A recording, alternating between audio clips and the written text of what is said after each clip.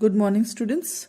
Today let us continue to study lesson 12, the Earth and the Solar System, Part 2. Children, you know the Earth is one of the 8 planets in our solar system. It is the only planet known to have life on it. This is our home. We live on the planet Earth.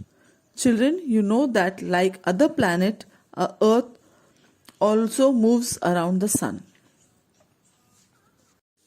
How the Earth moves. The Earth is always moving. It spins like a top, and at the same time it travels around the sun.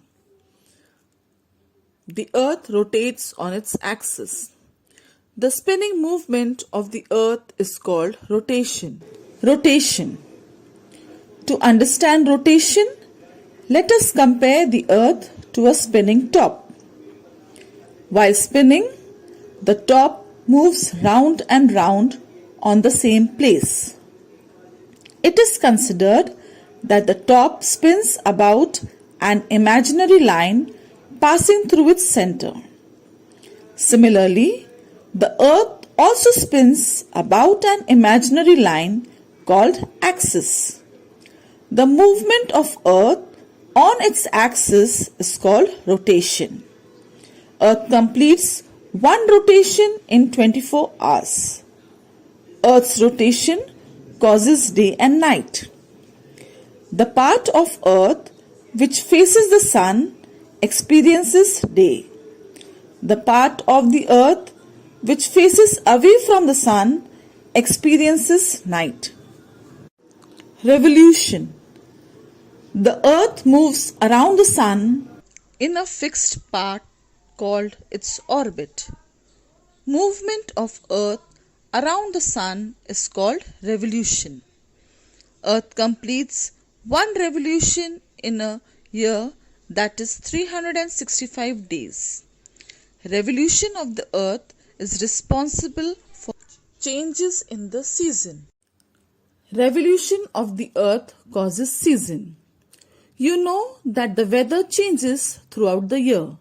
It is hot in the summer months and cold in the winter months. Days are longer in summer than in winter. This happens because of the revolution of the Earth around the sun. Let us see how. Let us cut this big ball called Earth into 2 parts, just like we cut an orange in the center.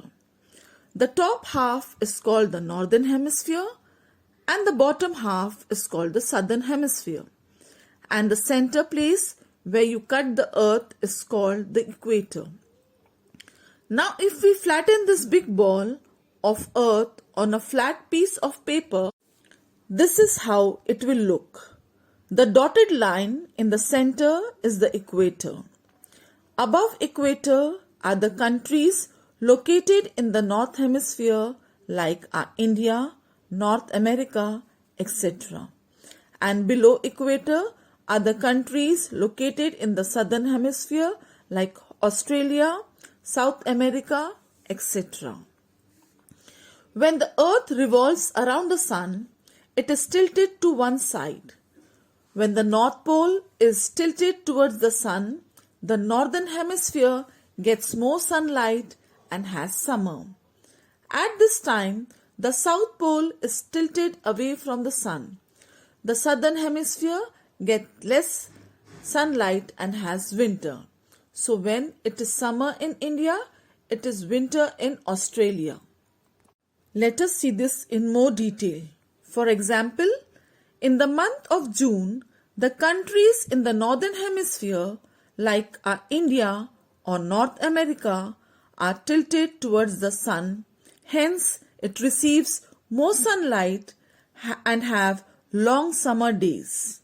But in the same month of June, the countries in the southern hemisphere like Australia and South America are tilted away from the sun.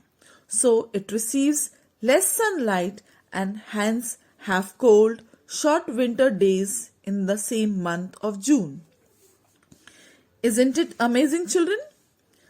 After 6 months, that is, in the month of December, Due to the revolution of the earth around the sun, the southern hemisphere reaches a position where it gets tilted towards the sun, and hence it enjoys the summer while the northern hemisphere experiences winter. Let us look month-wise. When the earth is in the position 1, as shown on the left side, it is the month of June. Then it is summer in the northern hemisphere. As northern hemisphere is tilted towards the sun, then is position 2, which is on the bottom side. It is the month of September. The northern hemisphere experiences autumn season. In position 3, it is the month of December. The northern hemisphere experiences winter as it is tilted away from the sun. And in position 4, which is shown on the upper top side, it is the month of March.